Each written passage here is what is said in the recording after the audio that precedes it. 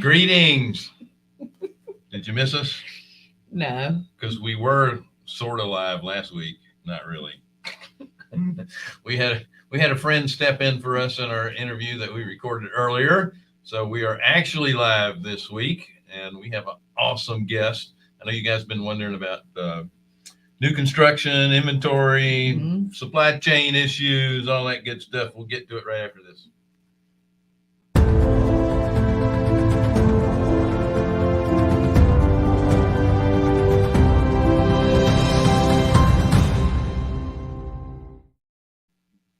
Hello, everyone. Thank you so much for joining us on the Real Estate Investor Show. Hard money for real estate investors. We are Carolina Capital Management, and we are lenders in the Southeast for real estate investors. If you're interested in borrowing money, go to carolinahardmoney.com and click on the Apply Now tab. If you're interested in passive investing, then click on the Accredited Investor tab. Don't forget to like, share, subscribe, hit the bell, and most importantly, sign up with Wednesdays with Wendy.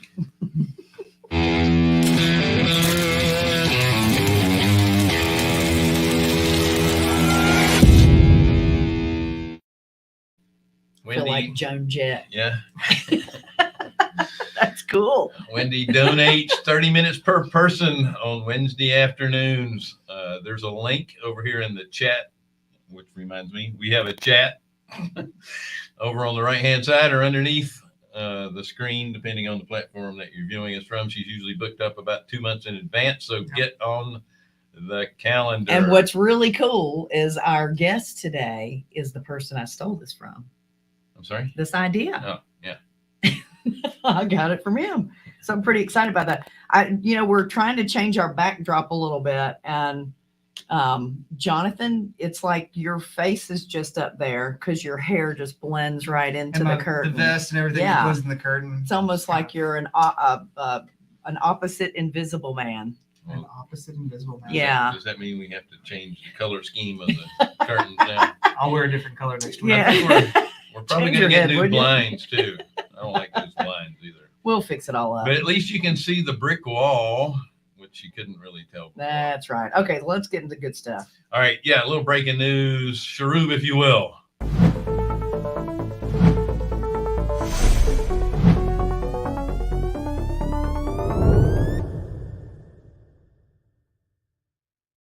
Enough. You guys can't see this in the background, but Sharoob, the Wonder Woman, back in the little controls in the background. Every time you say her name, she puts her hand over her mouth, like, don't say my name on camera. Anyway, so California, the People's Republic of. Don't watch out. Now you might offend somebody. And here it is, tax on flips. They're trying to push through. The California Realtors Association reported that 51% of all purchases were done by investors in 2021, and it scared the crap out of them. And they're accusing them of bringing all the values sky high because they're fixing them up and then they're flipping them for a higher value, and they're causing people not to be able to participate in the market because they're too unaffordable.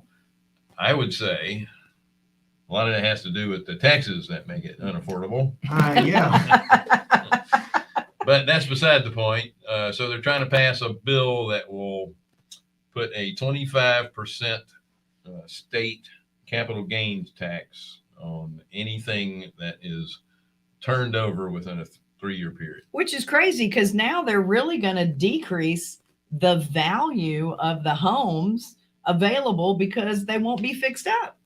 People are going to be buying homes that are subpar. And that's not just not that. What if somebody gets a job transfer? They're going to not be able to sell their house. They're going to have to rent it out, and if they don't want to pay that. Yeah, I didn't even think of that. I didn't even think of that. So it's stupid, but build to rent's going to be huge there then. That's right. Build to rent, yes, it sure will. That said, call your local congressperson if you're in California. Yeah, I doubt anyone wants to pay 25%. Yeah, that's Extra just crazy. tax. It's scary, actually, for sure. So we are very fortunate to have a good friend of ours on the show. He is a part of a spec building business, property management company, as well as owning a whole bunch of his own rental Oh properties. yeah, he's into a lot. Um, He's been doing a lot. And I think I've told this story before. I won't get into it, but how we met originally is pretty funny. You guys can message me and I'll give you the Oh, lowdown. tell the Teaser. story. All right, really quick. He was flipping the house next to my house, and when a guy that was working on the bathroom tile before they turned the water on came and asked me if he could borrow some water, and I said, "Yeah, no problem." He had a little 5-gallon bucket in his hand. I said, "And you don't have to come over here and ask me again. Just use what you need." And oh, no big deal. And then one day I came home from work and there was a water truck backed up in my yard using my water hose. Because Well, he's just doing what you the said. tile guy said, "Yeah, you can get all the water you want over there." He said, "It's no problem." So we had to meet. That was great. I think that's great. Anyway, Jeff Johnson, thank you so much for joining us today. What an introduction. Wow. It was kind of funny. Yeah, it was. My wife wouldn't have it. I do whatever I can to save money. So That's a good place to start. thanks for the donation of my project, Bill. Yeah. Well, I did appreciate having new neighbors. Oh, I'm sure. that Rather house than was the vacant a termites long you had time. next door, right? Yeah. I mean, I was having to cut the grass over there every other week. Yeah. My yard was big enough. Yeah. I didn't have to cut that one too. Too funny. Yeah, that was a good deal. So, first thing on my mind, Jeff, is how's it going with the spec building? I know these houses are probably sold before you complete them right now, but what about the labor and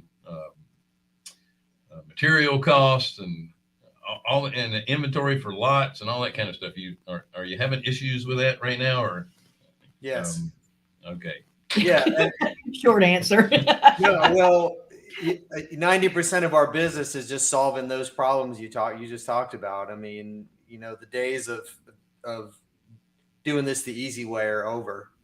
So finding deals, getting houses built on time, on budget is a real challenge. It just really is right now. I mean, supply chain issues, I know we've heard about it in the news, but I was just quoted 22 weeks for windows.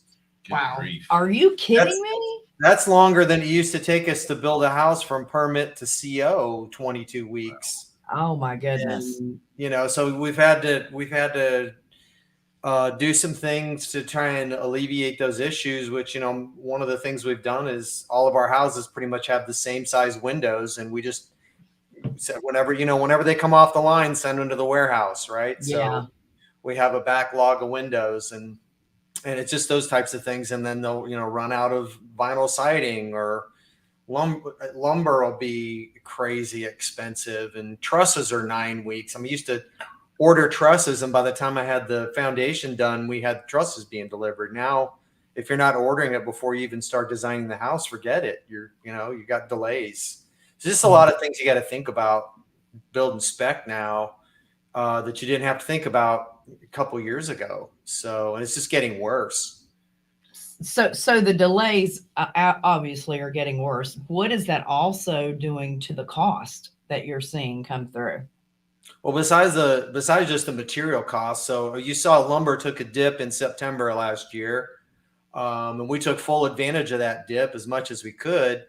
But it's back up to almost record highs again, and it used to cost us anywhere from $12,000 to $15,000 for the lumber package for one of these small houses. Now it's $30,000-$45,000.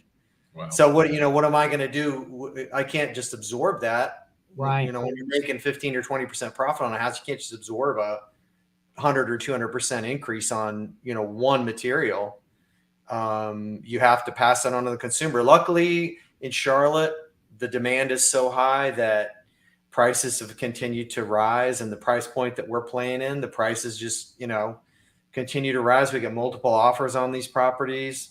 So as long as that keeps up, we'll be fine. It's if the record player stops and the interest rates go up a lot, and that's what we're really concerned about more than anything. But we just keep our eyes on the market and watch what's going on and move accordingly.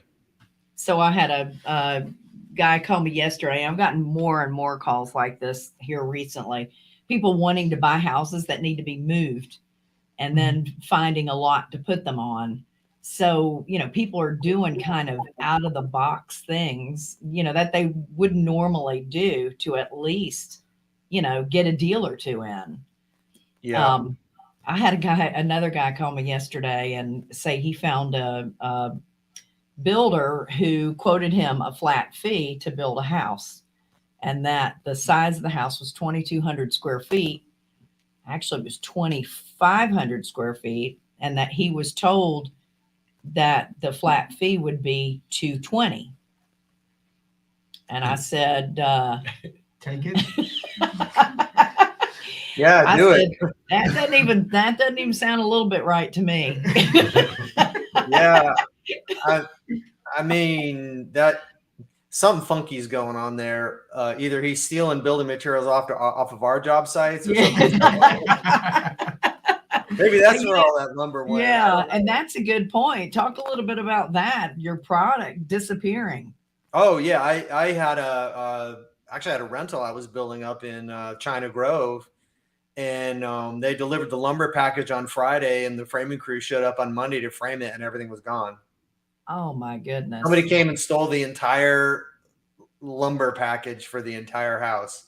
Wow. I mean, that's they brought that on a flatbed, so it had to be either a large truck or multiple trips, and none of the neighbors saw anything, and it was just curious. Yeah, how that all happened. All the neighbors have new decks. Yeah. So we even started putting up cameras on our job sites, just mainly because of materials disappearing, and then God forbid. So what we don't do is we stop doing any deliveries on Friday. So materials don't get delivered on Friday anymore. They either show up Monday through Wednesday, because we want to either get them secured or get them installed before the weekend, because that's when most of the thefts happen. And then we've had lots of break-ins, people breaking in. We had just 2 days ago, somebody shot one of our houses that we're building in Rock Hill with a BB gun and broke out all the windows and put holes in all the siding. And it just, yeah, we have insurance or whatever, but then we got to stop and back up and and it's just really, you got to get new materials for that. Yep. It's really frustrating. Yeah. But so have you thought about on the lumber price? Have you been thinking about other materials, maybe like steel, for example, for your studs and stuff? No, I know a couple of guys that did some houses in steel. The problem with steel is it's just not nearly as flexible to work with. You really have to know how to frame with steel. So you end up having to hire a commercial framer, and the costs for the labor are a lot more. The only thing that I guess that it saves you is you don't have to worry about termites. I don't know. Yeah. Well, it does help. I gotten to that point yet. Yeah. I did see a article, I think it was yesterday. Somebody in Virginia got a house donated to them through Habitat that was 3D printed. Oh, nice. Mm-hmm. Yeah, and I've looked into that just kind of out of curiosity more than anything, and it's one of those things that's kind of like buying an electric car. It's a great idea, but there's just so many drawbacks. You get this house printed with concrete, and then you got to go in and finish all these weird curved spaces with regular drywall, make it look like a regular house, and by the time you do that, it's way more expensive than Yeah, but it gets put up a lot quicker. That's for sure. I guess that's true if you want to save time. And I think as technology gets a little better, it will. I see that happen. And one of the things I think is going to happen in the near future is modular prices are going to come down. They're going to figure out how to have robots build modular homes. Sure. Mm-hmm. We've done some we've done some mobile homes on land where we bought a mobile home and put it on land, and that was a little bit painful. But I could definitely see company building a product that is almost 95% put together at the factory, and it's just you're just slapping it together on site. You know, that relieves a lot of labor costs that you have and those types. I really think that's going to be next gen on new construction. Well, they're never exposed to the elements while they're being built, like Yep. you would a stick built. And, you know, they're going to have to meet code beyond just what your state does, because it has to meet code across the country, depending on where they're shipping to. Yep. So there's a lot of positives for that. We actually, Jeff, were talking about that in our hot seat of our King City Mastermind the other day. You know, someone was looking, you know, has a lot of lots, but is taking their time building houses. And that was one of the suggestions, was to go modular. But I would imagine modular, what? I'm just thinking it's a lot harder to steal a quarter of the house if you have it delivered Yeah, on that's Friday. for sure. Yeah. But There's it's a lot I would imagine- of pros to doing modular. Yeah. I think the only issue we have is, you know, a lot of realtors hear modular and they think mobile home, but right. you know, we got to get away. We got to get away from that stigma. Right. But appraisal wise, you know, they come in strong, just like stick built does. Yeah, they're usually built better than stick built houses. Yeah. Obviously, they're straighter and heavier construction because they got to be transported. So Yeah.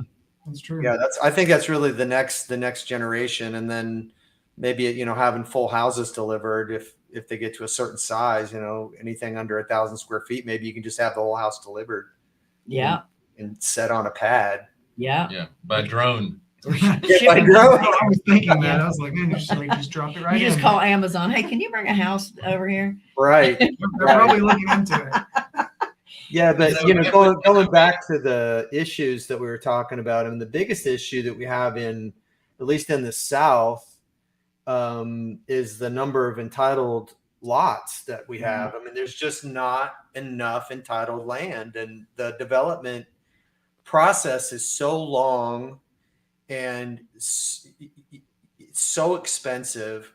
Developing, you know, let's say a 10 or 20 acre parcel of land, you're 18 months, 2 years from purchase to by the time you break ground on your first house. You've got a really long time frame to do that, and they just make it really difficult. There are some areas in North Carolina that are easier than others. They welcome that type of development, but you know, just the number of entitled lots is crazy. Because it's funny, we were out in Salt Lake City a few weeks ago for the Power Room Mastermind, and that's where I'm from originally. And when they built that entire city, they built it block by block, and they basically entitled all of the land as building lots. So they just have an enormous amount of entitled land out there. We didn't do that here. I mean, you know, you can be driving on a road in North Carolina. It might have 4 or 5 names as you Right. go from, you know, county to city to county. And there's, you know, big farms, and there's, you know, little lots here and small developments. And it just really makes for a complicated process for building new developments. Not to mention, one of the things we're running up against now as we start doing some smaller developments is water and sewer capacity. Mm-hmm. So, you know, Kannapolis, for instance, we were going to start building some more houses up in Kannapolis, and then they put a moratorium on building because they didn't have the sewer capacity. Yeah. Wow. I know that happens throughout Charlotte too, in certain areas. Yeah, because the infrastructure was built in the, you know, 40s and 50s, Mm-hmm. and they're starting to figure out that this stuff is not just, it can't handle the, you know, the extra capacity that they need to build these developments out. So, you know, either the developers got to go spend the money to upgrade the utilities, or they end up not being able to do the development. So you have a pretty big wholesaling company as well. Yeah. And That's I've heard like our redheaded cousin we don't talk about. but I've kidding. heard you say that business has also helped you acquire a number of lots as well. By being in that- Yeah. We built this huge marketing machine for our wholesale business, and you know, I think if my memory serves me right, we spend $60,000 to $80,000 a month in marketing. Ouch. And so when we started doing spec building, all we had to do was go and turn on the land switch, and next thing you know, we've already got the team that's taking the calls and doing the cold calling, doing all that. So that it was really easy to do that. So that helped a lot. Absolutely. Awesome. So what's your thought? What's your advice to people that are wanting to build houses? Most people aren't building the number of homes that you are in a year, but there's a lot of people out there doing 1 or 2 or even 5 or less. Let's put it that way. What's your advice? I mean, what kind of direction would you give them with all the things that are going on around you right now? Well, don't do it. Just sell me your lots. Yeah. No, I'm kidding. You heard it here, folks. Give them to Jeff.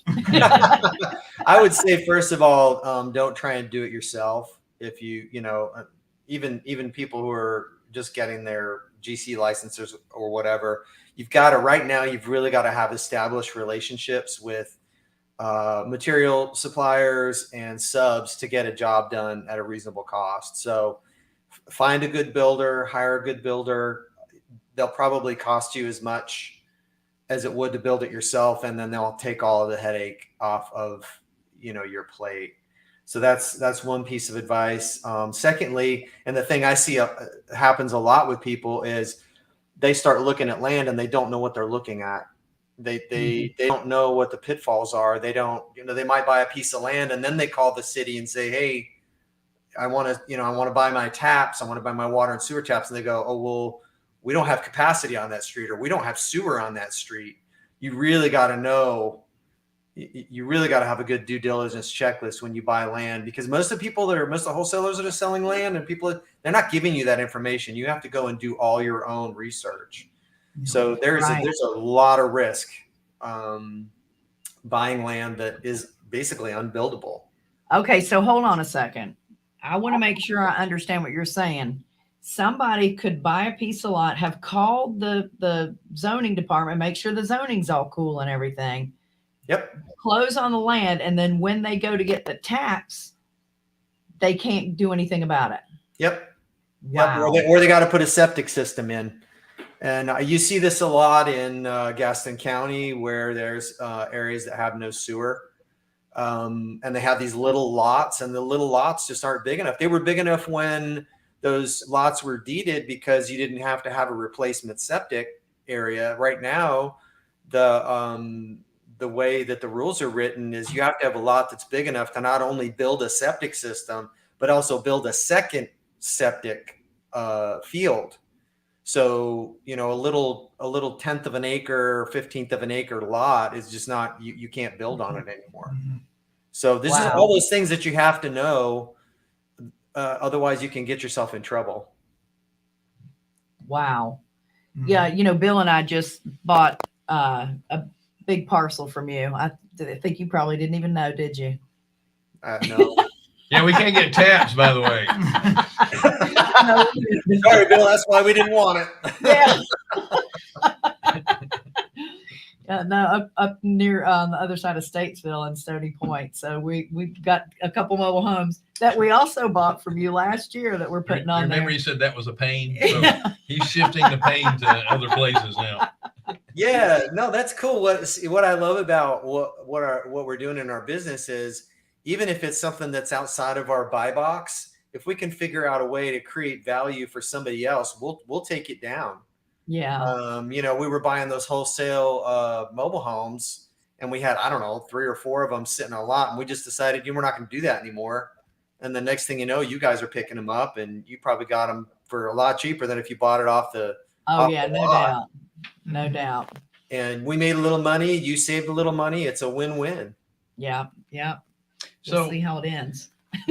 we get to getting back to the entitled land. I was at CG last week, and there was a couple of people speaking on flipping entitled land. So they would put an option on it, essentially small deposit, and say, I will purchase this lot or a group of lots as long as they're entitled, and the owner goes ahead and gets it entitled, they'll pay the expenses for it, the person buying the lot, and then they will already have a buyer and have it flipped within 3 days of them actually getting it entitled, and then just turn around and flipping it, and they're making a whole bunch of money off of those. Because exactly what you're talking about, it takes you, a year to almost a year and a half to 18 months to get all that taken care of, and people are much more willing to spend the money that's going to cost them extra to know that they can build right away.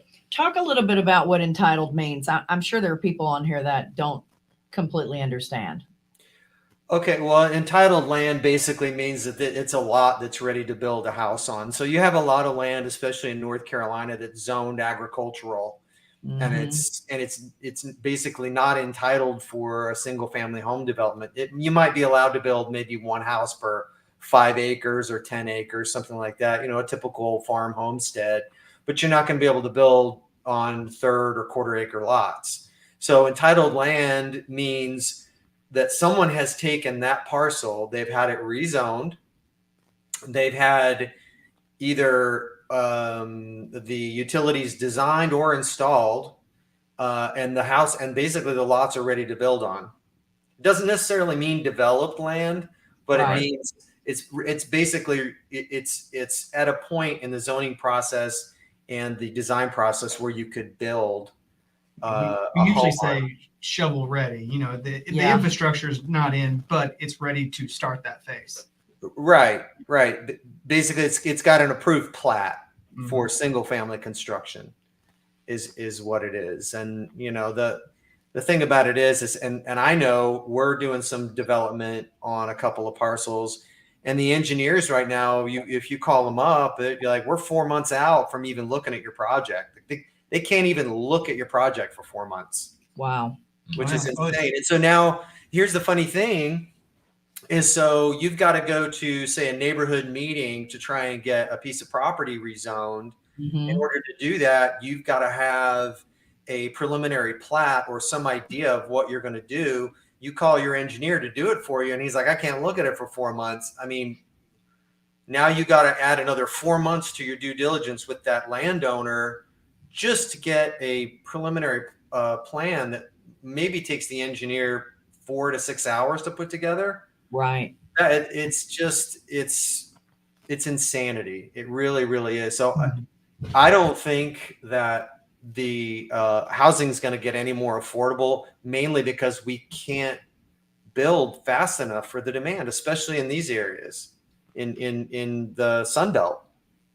Yeah, for sure. I mean, building new homes by the decade, 2000 and to, I guess really 2005 to now, it's like, I think 10% of the previous decades that were built. It was something small. It was something like 3 million units, as opposed to the previous decades were like 20. Close to 20. Yeah. Yep.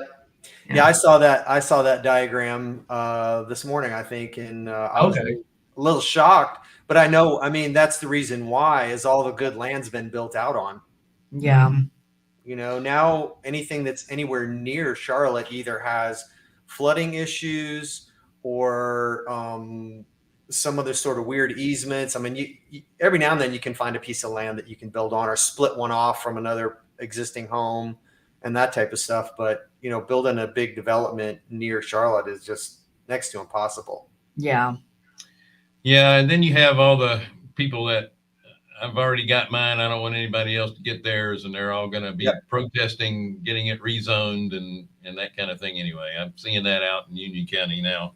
Yep. NIMBY. They don't want your kids going to the same schools. They don't want you to, they like that big open field back behind them. That's why they bought their house. Yeah.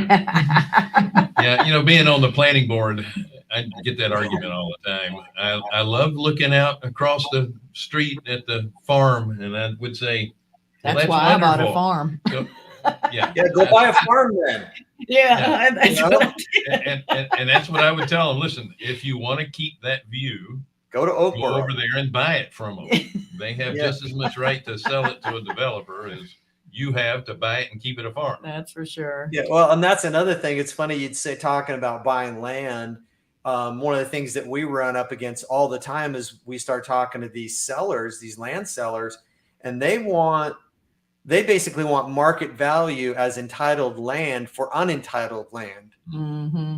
You know, they want $50,000 a lot for a piece of property that's not even entitled yet, even though we're the ones that have to take it through rezoning, design, development, all that stuff. They want it, you know, they think, hey, this is how much it's worth. That's how much that lot sold for over there. Right. And so it's just, you know, it's those frustrating discussions you have to have with people, but it's And all then it's all in the game we play. Yeah, in Yeah. the negotiation, that could be part of it. Look, I'm happy to pay you even more for this land as long as you get it entitled. Yeah. Are you Yeah. going to do the work? Right. Are you Yeah. the one that's going to take this through zoning and planning and all those things? And, you know, once they figure out what is involved, they don't want to do it. That's why I was curious about your flipping land comment. Are they really talking about having the landowner take it Well, through? They All they that. are having the seller do it, and then they're doing it themselves, but they're not owning the land.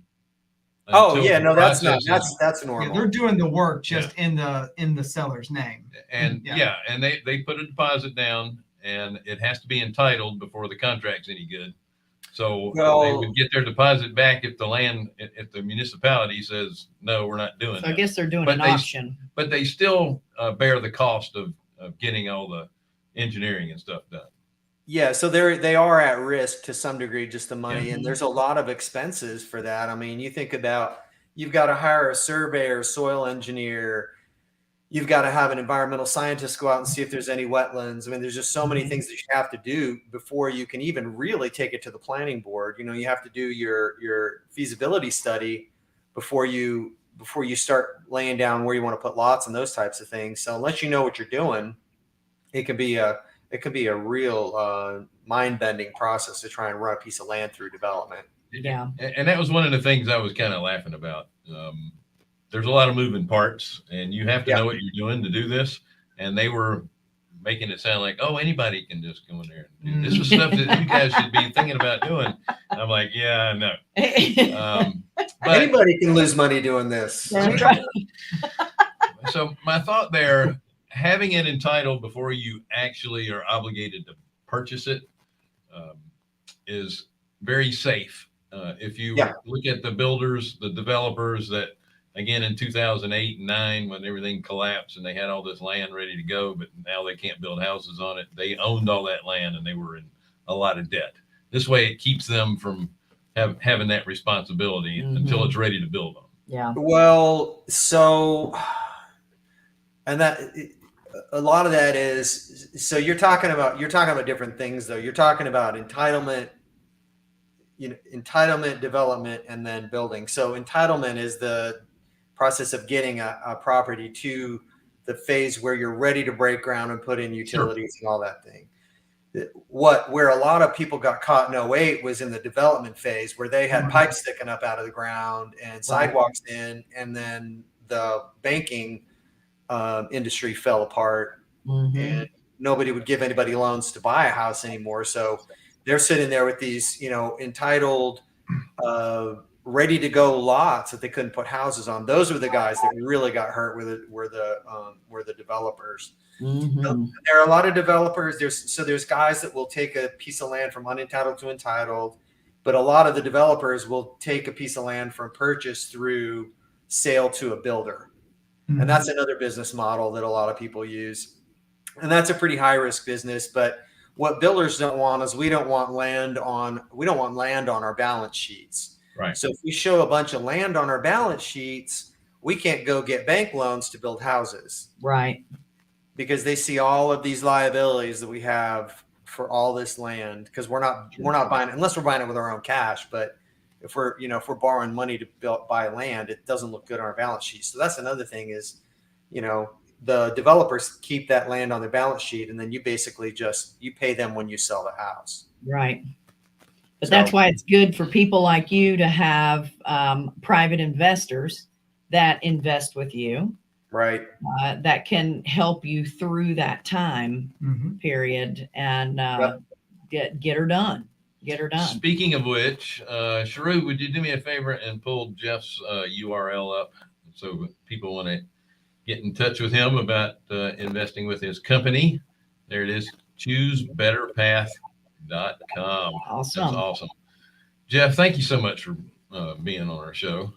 Absolutely. I love talking about real estate. Out in Salt Lake with you. Yeah, that was fun. Oh, did you get any skiing in? I did, but the snow was terrible.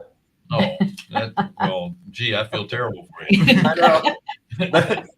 better than a good day at the office, I guess, huh? That's for sure. That's for sure. And we'll see you on Sunrisers tomorrow morning too. All right. Hey, the good news is you missed all the trees. Right. Yeah. I'm still here in one piece. Right. Still here to talk about it. Oh, what the heck happened to my teleprompter? I don't know. It went away. I'm going to have to do this. He's off gonna have the to cuff. make up the. Okay, folks, if you're interested. Oh yeah, this is the end of our show. Uh-huh. Thank you so much for joining us on the Real Estate Investor Show, Hard Money for Real Estate Investors. We are Carolina Capital Management. We are lenders in the Southeast for real estate investors. If you I'm impressed. do it. Keep going. Yeah. If you're interested in borrowing money, go to carolinahardmoney.com and click on the Apply Now tab. If you're an accredited investor and you are interested in passive returns, click on the Accredited Investor tab. Don't forget to like, share, subscribe, hit the bell, and don't forget to sign up with Wednesdays with Wendy. Guys, have a great week. See ya. Bye, Felicia. See you later. We can't just say it easy.